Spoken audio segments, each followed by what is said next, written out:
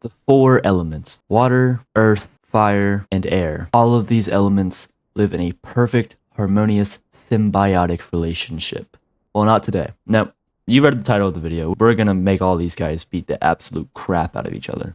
So we're going to spawn some species into each of these little islands and then give them a few years to develop, and then we're going to just have them duke it out and see which element's the winner. Of course, we'll be going into the subspecies tab to make sure that each of these creatures has powers that is relevant to their own individual element, which we can do thanks to the new update. So let us begin. First, I'm going to go ahead and state the obvious here. We're going to need some better biomes than this. I'll be right back with that. One eternity later. Alright, so I believe the biomes have been made. I think I did a pretty good job. Let me explain them real quick. In the top right, we have the earth, which is just normal dirt, no water, nothing. We have our normal grass forest, and we have a little bit of birch, and I also put in a little bit of jungle too, just to combine all of the elements of the earth. Down for the air, I made sure to put some mountains so we were closer up to the air, and then obviously I put a winter wonderland, because usually places that are cold are either up north or higher elevation, so that's kind of my thought process behind that. Fire. I don't think you have to be a genius to explain the fire. It's just hell, and nothing more else about it. And lastly, we have the water, which I wanted to make a little beach resort almost. Plenty of water in the middle, nice lush palm trees around. I even made a couple of bridges, which are pretty snazzy if you ask me. And this is where our journey will begin. Now, you may go ahead and say that whatever civilizations in the water biome or even the air biome is going to have a disadvantage compared to the earth biome, since they don't have as much room, but who knows, each of these species will have their own advantages. So let's go ahead and spawn in said species. We are only going to roll with the humanoid species, as you can see down here on the bottom, so I'm going to spawn those in and I'll check in with you guys when I'm done. 3 weeks later. And it is done. Our 4 kingdoms have been made. We have the water kingdom consisting of piranhas, the earth kingdom consisting of cats, the air kingdom consisting of chickens, and finally the fire kingdom consisting of scorpions.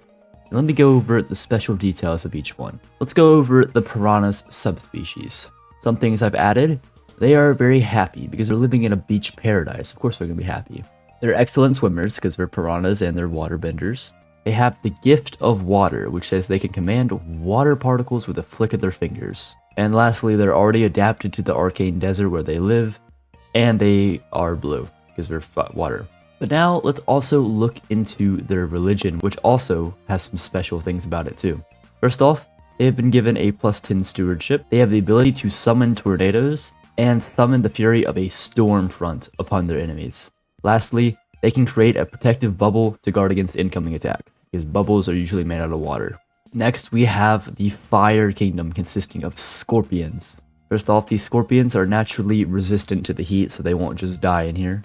Upon their death, they release a fire elemental into the world, which could cause a lot. When they have kids, there's a small chance that it'll cause a fire. And obviously, they have the gift of fire, which gives them a mastery over flames. And then lastly, they are red because it's fire, and they're already adapted to the infernal biome. And now onto the fire religion, called Firebendy. They have +10 warfare, the ability to conjure flames at will, and unleash demons from the abyss to ravage their opponents. That is all for them. Next up, we have the earth, consisting of special cats. The cats are given accelerated healing, along with both the mastery over the gift of life and the gift of blood. The gift of life allows them to bring life into the world, and the gift of blood allows them to heal others and themselves. And lastly, they are brown for the earth. Their religion is called Earthbendy, and they have +10 diplomacy, the ability to summon magical vines to entangle and slow down enemy warriors, the ability to summon earthquakes to shatter enemies, and lastly, the ability to cast a blood rain to heal themselves. Next up, we have the air, consisting of humanoid chickens. Chickens have an increased strength, an exoskeleton, along with already having a cold resistance, and they're also able to hover and fly. They have the gift of air, which means they can shape air into powerful storms, along with the gift of thunder, which gives them control over thunder and lightning. And lastly, they are white because they're chickens and they're both air, and they also are already adapted to the permafrost biome. And now time for their religion. They have +10 intelligence, the ability to summon lightning, and the ability to summon lightning storms. And that is all. So we have our 4 kingdoms here. It is currently year 27, so that means we're going to start the war at, how about year 200? I do a quick check-in at year 100. We'll check all the stats, we'll check everything, and then we'll see how all the kingdoms are doing, and then we'll skip ahead and start the war. So, it's time-lapse time.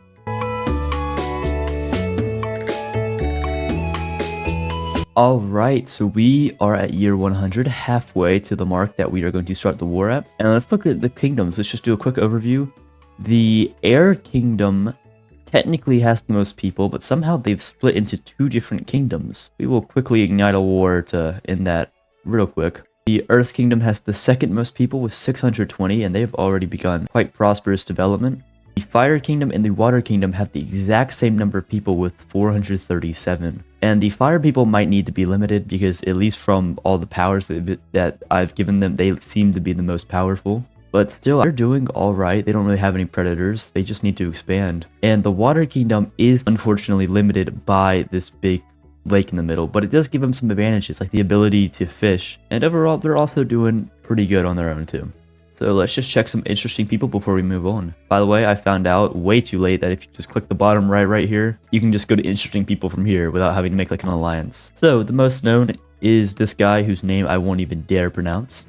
Biggest level is the level 15 King of the Piranhas. Most kills is some scorpions, both with 7. And the smartest is the cat, the fastest is the cat, but the strongest is actually a chicken, which is interesting to me. I mean, just looking at the interesting people, it really does seem like that all of our different elements have an equal representation in there, meaning that these guys, as long as, maybe even if the population's not equal, these guys are very equal, and this war is going to be very interesting. So without further ado, let's go on and move up to year 200. While I'm doing this time lapse, why not join my Discord or become a channel member if you want to support me out? Links are in the description below. Alright. Year 200, time for war. Now, looking at the population here, the air has been able to expand rapidly with 1,600 people now. The Earth is in second with nearly 1,300 people, which is weird because they actually have the most room to work with. Water is third, despite having the least amount of room with around 1,000. And the fire is last with just 611. They've had some serious difficulties, mainly like maybe having a crop field or something because it keeps getting burnt down.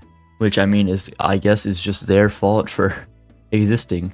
So checking on world stats now, the smartest is a chicken now, the fastest is the cat, and the strongest is a chicken now.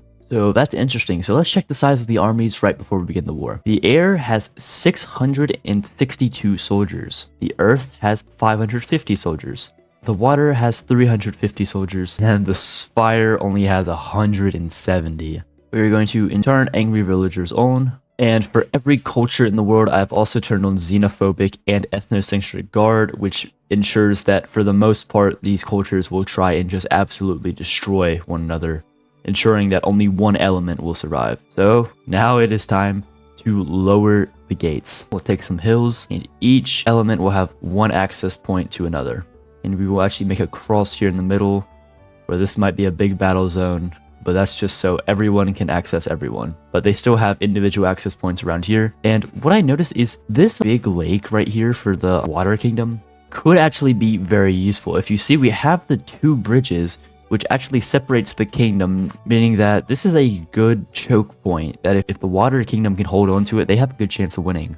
Similar with the air, they have lots of mountains, meaning that enemies are going to have to attack from these small choke points here. But as for the earth and the fire, they're mainly on their own, meaning that war could break out literally anywhere. Now, it is time to declare total war. All kingdoms are at war with another, and let us begin. Also, I have turned on the show a mountaineer army feature so we can see that, because you guys like to see that. Already a decent conflict here, equal-sized armies. Look, we can already see the powers in action, like the tornadoes and the thunder. It looks like in terms of this battle, it's still even. It looks like the cats may be winning. A lot of chickens have been thrown into the side. A huge chicken army with 125 soldiers is moving into the fire biome, while the piranhas are also fighting with the cats and are doing extremely well. The cats have already lost 600 people, maybe more, while the chickens have barely lost any. Even the piranhas, the scorpions in the air have barely lost any. While the cats are getting obliterated here. They're getting tag teamed. The earth biome is absolutely getting destroyed. Hundreds of people lost. They're down to just 400. The scorpions aren't doing great either. They're kind of just trying to hold off attacks at the moment, but they're doing it pretty well. piranhas are starting to take heavy losses, while surprisingly, the chickens have also taken heavy losses too. It is a full-on brawl, and I think the cats may be out of it now, but I think the piranhas, the scorpions, and the chickens all have a fairly equal chance here. Because, sure, the chickens have 3 times the people as the scorpions, but I believe the scorpions are a lot more powerful. Also, the bubble shields, which is an advantage that the piranhas have, the water kingdom, is very useful as people can't take a damage for a long time with it. It's been almost 10 years now since the war started, and the cats are continuing to get absolutely just destroyed. While there is a large water army heading in, the scorpions are already adapted to the inferno biome, and there's a lot of just natural dangers in this biome too, that it actually really protects the scorpions, while any other people trying to enter, they kind of just get harmed by it. The scorpion's population has really stayed the same. I think it's actually grown since we started, while everyone else's population has gone down a decent amount. The air have gone down nearly a quarter, fire have lost about half. We don't even talk about the cats. Fighting continues here. The Earth Kingdom has just lost their biggest village in the middle, and they're nearly gone. They're pretty much obliterated at this point. And yeah, every single village is getting destroyed down to the last person. Even more so, the piranhas are really sending a lot of troops in to deal with the scorpions, but it's really hard. They're not doing a lot. They have to kill every single person in the village. And let's take a look at one scorpion. Your average scorpion has 252 health. This is just a normal dude. That makes it hard. That really makes it hard for him to kill. Not to mention, scorpions are also venomous too, which can poison a lot of piranhas. And well, the cats are down to just 5 people. Adding up all the death totals from the individual wars, and we have over 3,400 deaths since the war started. And the Earth Kingdom and the cats have finally been destroyed for good. With that, we only have 3 contenders left. Scorpions, the piranhas, and the chickens. And the scorpions still have around the same population, but they're losing villages. They're down to just their final left corner here.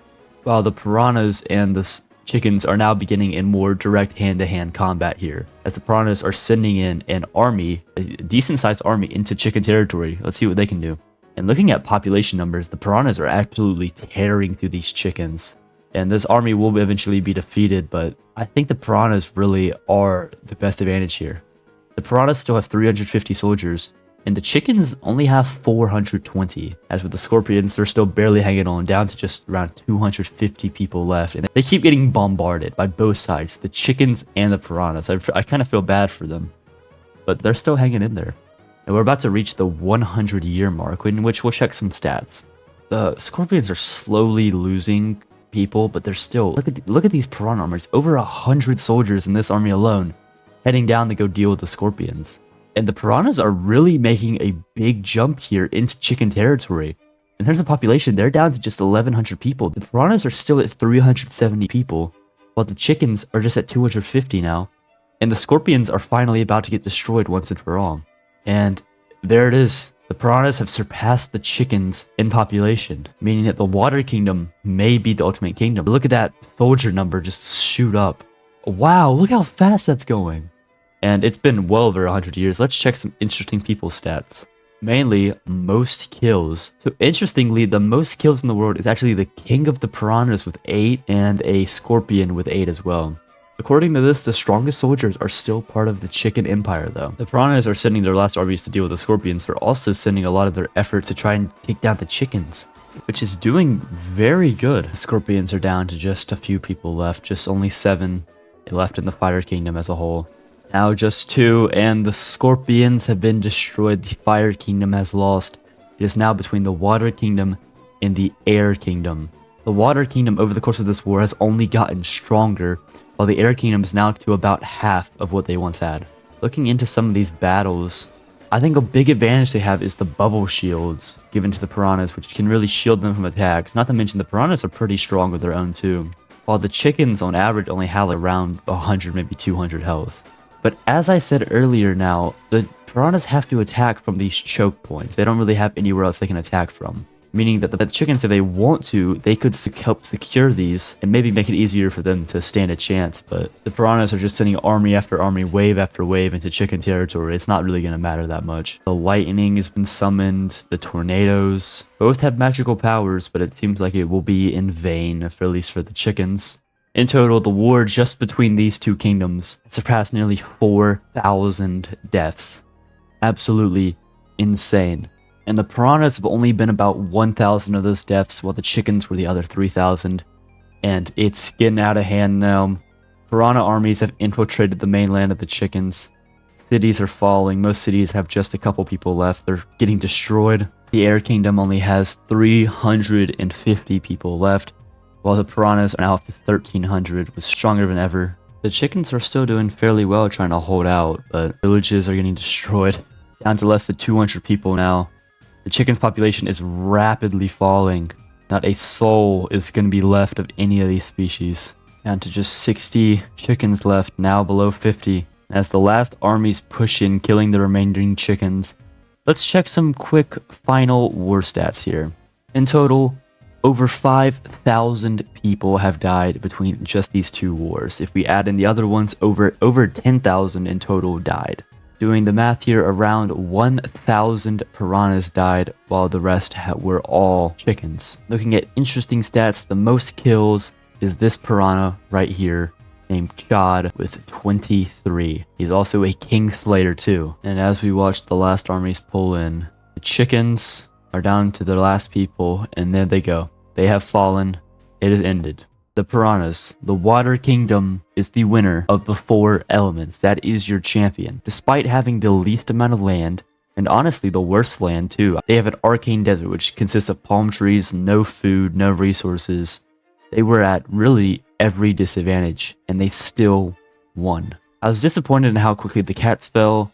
I wish the scorpions were able to really do more, but they were just being tag teamed by the chickens and the piranhas the whole time. Nothing could really happen. And of course, the chickens I thought were going to win from the start with their population and their strength, but the piranhas remained supreme. That'll be the end of today's video. If you guys have any video ideas, just let me know. I know this video's been done before, so hopefully I did it differently than them. I have not actually even seen any other ways that this video's been done, but I know it has been done. So hopefully I'm not a copycat. Anyway, that'll be it. I'll see you guys in the next one. Farewell.